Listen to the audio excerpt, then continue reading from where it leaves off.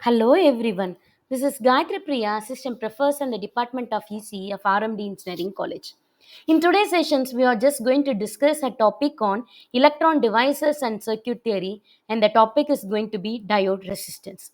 So let us see what is a diode resistance. We will be having some electric current flow through a conductor. If something is going to oppose that flow of current, then that is called electrical resistance. So we know that by Ohm's law, V equal to I into R, where V is going to be the voltage, I is going to be the electric current, and R is going to be the electrical resistance. So if we want to calculate R by using Ohm's law, it can be written as the ratio of voltage to current. The unit for the resistance is going to be ohm. The standard values of ohm resistance will be kilo ohm or mega ohm, right? Okay.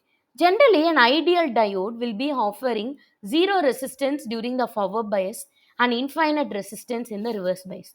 What is the meaning in the sense? A PN junction diode will be conducting very compactly during the forward bias, and in the reverse bias almost the current is going to be zero. Okay. Now let us see what is meant by a forward resistance. Whenever the PN junction diode is forward bias, at that time if you are calculating the resistance, then that is called forward resistance. Generally, this forward resistance is of two types. One is DC or static resistance RF. So DC or static in the sense just we are going to have one single range. Okay. So it is being denoted by capital R. DC value or the static resistance will be denoted by capital R, and this F stands for the forward. Okay. If capital R comes in the sense, obviously it is DC resistance or static resistance. The another type of forward resistance is going to be AC or dynamic resistance. Dynamic in the sense it is going to be moving. Therefore, I have to find out the variations in the resistance. Okay. Always the dynamic or AC resistance is denoted by small r. The subscript I can have either D or even I can have F also. Right. First, let us see what is a static resistance or DC resistance. So, as discussed already, it is nothing but ratio of DC voltage to the resulting DC current. Okay, we know the characteristics of PN junction diode. We have taken the forward voltage in the x-axis and the forward current in the y-axis. Okay, and we are having a current flow. Okay, so after some cut in voltage, the diode will start to conduct and it will be giving up the current with increase in the potential. Here we have taken one point C. At this point C, I want to calculate what is the corresponding resistance. If I want to calculate this, I'm just extending this C point in both the x-axis as well as in the y-axis. Therefore, I'll be getting VD by ID. The unit is ohm, right? Coming to the dynamic resistance or AC resistance. As discussed already, this is not a stable resistance. It is going to be a movable resistance. Therefore, I need to find out ratio of change in the voltage of the diode to the resulting change in the current through it. Okay, that is RF or RD.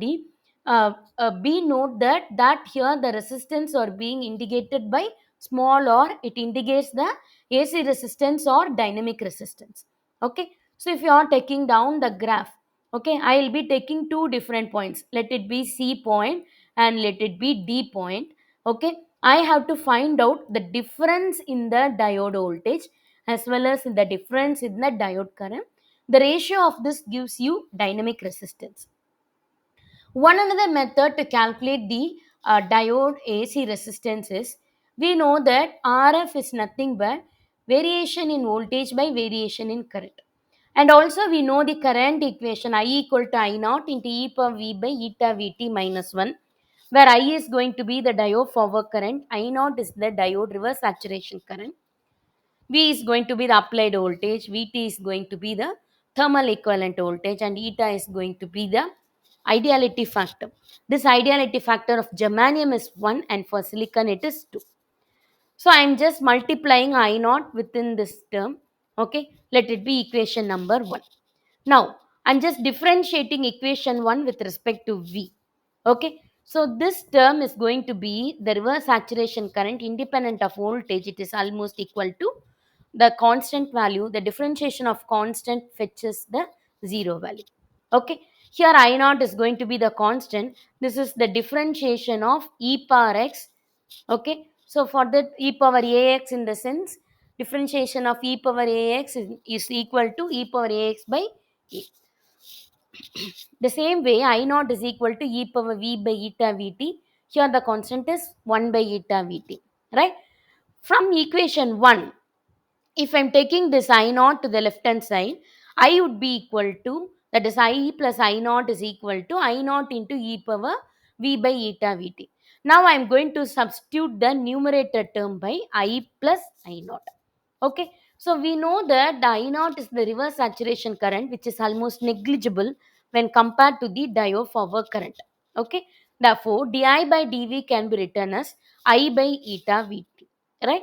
So if I'm going to reverse this, we'll be getting eta vt by I. Okay, where eta is the ideality factor, vt is the thermal equivalent voltage, and I is going to be the diode forward current. Okay, so generally the value of forward resistance would be in the range of 1 to 25 ohm for a PN junction diode. Okay, so coming to the reverse resistance, whenever the diode is reverse biased, the resistance offered by the diode is called reverse resistance. Okay, so if we take down the germanium, it is around some the ratio of reverse to the forward resistance would be of 40,000 to 1, whereas for silicon it is around some 10 lakh is to 1. Okay, so the remaining calculations for the DC and AC reverse resistance remains the same as that of the AC forward resistance. Okay, DC and AC forward resistance, which we have discussed just now. Okay, so coming to the static reverse resistance.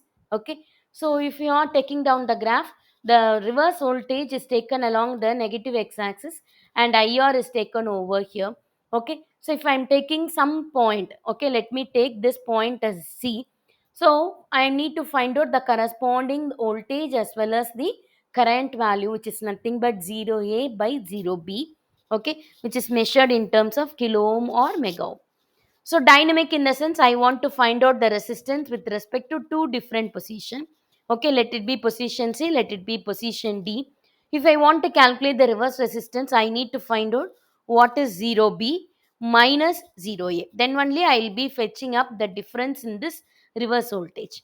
Similarly, if I want to calculate this reverse current, what I have to do? First, I need to find out what is OD, and then I have to calculate what is OC. The difference of OD and OC will fetch you the difference in the reverse current.